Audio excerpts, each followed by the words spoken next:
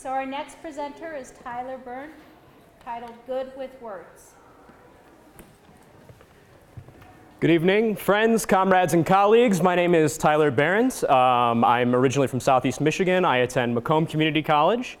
And for the past couple of months, I've been working with Patrick Berry, who's an associate professor of law over there at the beautiful law school. If you've seen it, looks like Hogwarts.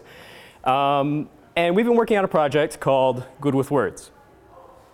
So the issue with a lot of grammatical texts is that they often focus on just the grammatical aspects of things. They don't necessarily always focus on things sound, they focus more on how to make things proper. And a perfect example of this is The Elements of Style by Strunk and White. Now, it's a fantastic book, but it was originally written in 1918, and it's still being used in high schools today. So the idea with this project is to create something fresh and something new that students can engage with from all different disciplines. So I have some examples from Strunk and White, The Elements of Style, that I think are a little bit outdated. For instance, we have this first one here. For this reason, trucks carrying gasoline or explosives are now marked flammable. Unless you are operating such a truck, and hence are concerned with the safety of children and illiterates, use inflammable. Or we could just use flammable and save a couple of lives, right? It's a much better way of going about things. We should use language that makes sense to people, not just to intellectuals. We have this next example. Personally, often unnecessary. Personally, I thought it was a good book. Or you could say, I thought it a good book.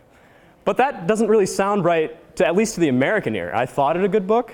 I guess it's proper, but it's not how we speak. So I said, personally, I agree with not using personally, but the was there is a must, or else it just sounds odd. The rhythm's off. I thought it was a good book, is how you should speak.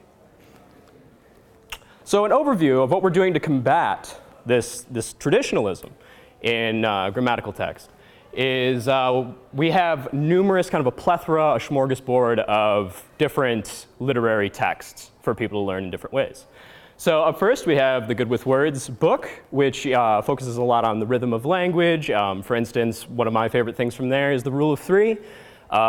Things sound better when they come in threes. For instance, you have like life, liberty, and the pursuit of happiness, right? Up next, we have the syntax of sports, which focuses on writing from a syntactical standpoint, right? The order of words and how that matters. We have the Good Sentences website, which is a huge database encompassing law articles, sports articles, and soon to be articles from the early American Revolution. We have the MOOC, which I helped develop, actually, taking notes and things like that, making sure as we were filming students that we weren't getting duplicates of certain information and things like that. And I have my own personal takeaways at the end. I have some acknowledgments and questions. So first up is the Good with Words book. It's the most traditional of all of them. That doesn't mean it necessarily follows in the exact same vein. As I said, it focuses more on the sound of language. It's free, so you can go to Patrick's bio here at the campus, download it for free, and read through it. And one of my favorite things about it, too, is it's free form and it's interactive. So when I say free form, he says in the introduction of the book, hey, if something in here doesn't work for you, skip past it. Go to something that works for you. Find what you need in this book and take that from it. And it's interactive. So at the end of every chapter, there's a little section where you can go and you can actually engage with the text. So I have an example from the book here. We have slogans. Nonprofit organizations often use this rule of three, what I talked about previously. And the objective here is to take that slogan and match it with the proper organization to engage the reader. Up next is the syntax of sports, which I helped edit.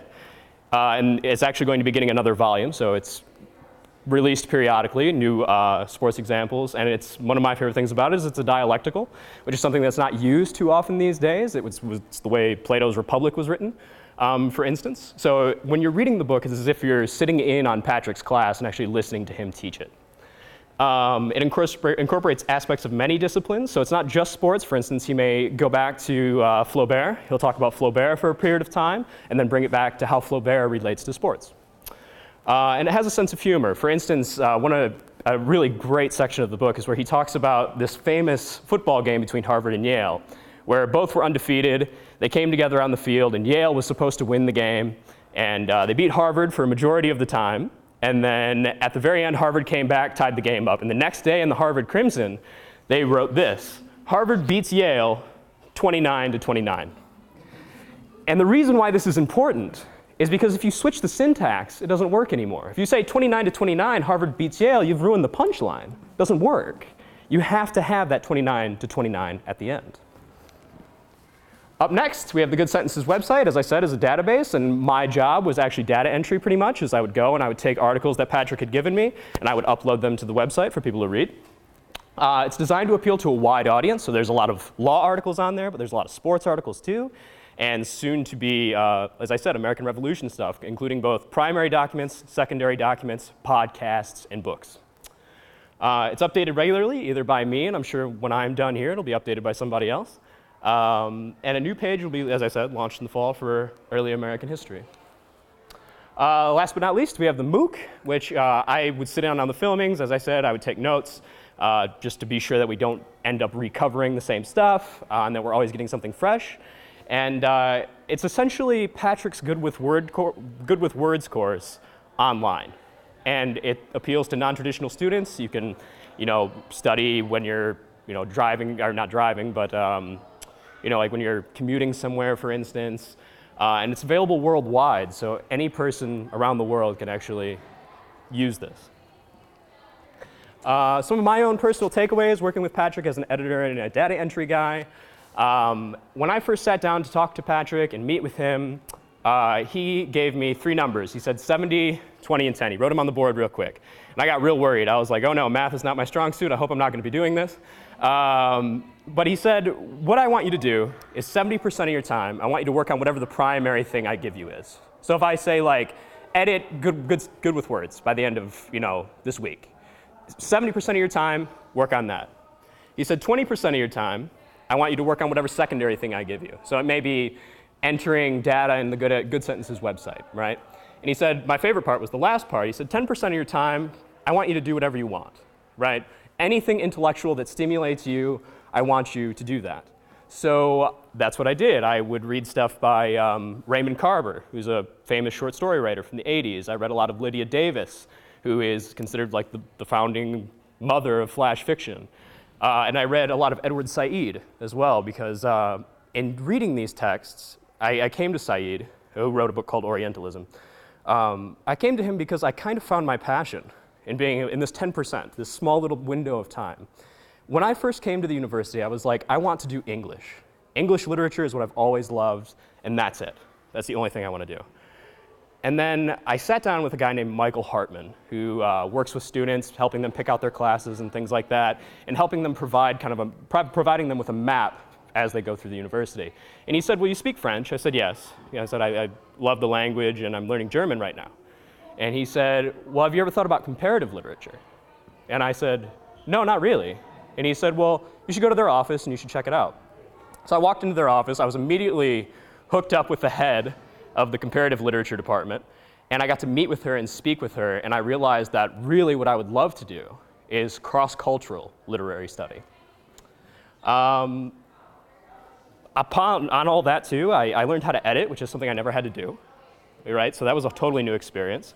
And I learned how to do basic website building, which is something I never thought I'd do. So I actually learned a little bit of HTML in doing this project. Finally, I have some acknowledgments here. The UROP program, of course. Michelle Ferres, who's the director of this program. Kiki Martin, who is my personal peer facilitator. Bash, who would always send us lovely updates to always keep me on track with what I was supposed to do for the actual program itself. Jeremy, who is actually a linguist, so we got in a lot of great conversations just about linguistics and how they work.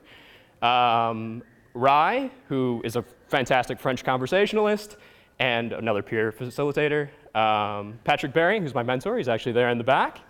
And Jose Peralta, who I worked with a little bit on various projects. Barbara Vibert for signing off on my time cards. And my family and friends, and every single one of you that came out to see this presentation. I'd like to thank you from the bottom of my heart. Thank you.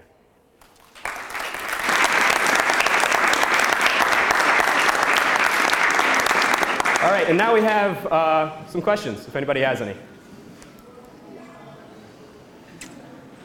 Patrick. I have a question. What's up? What's missing? What's missing? Yeah. What's Oh, okay. What should we do next? So what we're doing next is actually, there's another Good with Words book being written. There's another syntax of sports book being written. So all of the... My question is more of like, what would you suggest? Those are all things that are in the pipeline. What do you think is inadequate about the current offerings that you think should be developed? Well, personally myself, this project was right up my alley. Like, my love has always been literature and things like that, so if I ever wanted to find good sentences, it was very easy for me. And the program coincided perfectly with my interests, so the only thing I could think that may be pretty cool to add to the current plethora of options we have would maybe do like more pop culture references. I think that could be interesting, you know, something from The Daily Show or, you know, popular news stories, things like that, which I know we have a little bit of the news stories, but yeah, maybe just a little bit more pop culture, film, things like that. Anyone else?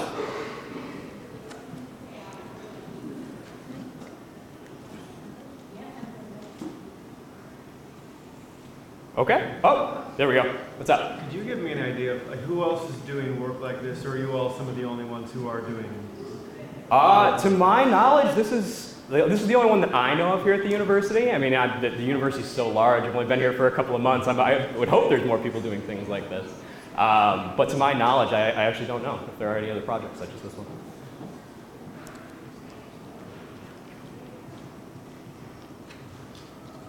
All right. Perfect. Thank you all. Thank you very much.